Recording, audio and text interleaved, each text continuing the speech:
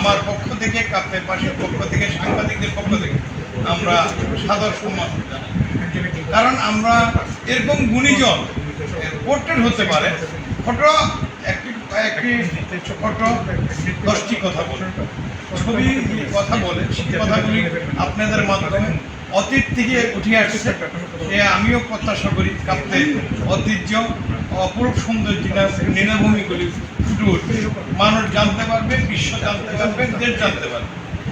সে আশা রেখে আমি সম্বোধন করতে চাই অধ্যকার পোর্ট্রেট তৃতীয় জাতীয় আলোকচিত্র ক্যাম্প 2026 কাপ্তায় অনুষ্ঠিত হচ্ছে। সেই অনুষ্ঠানে আমাদের স্বনামধন্য উদ্বোধক জনাব ওসমান গনি মনসুর মহোদয়, যিনি কমনওয়েলথের একটি বিশেষণে আছেন, আমি আমারও ওনাকে সাদর সমর্থন জানাই।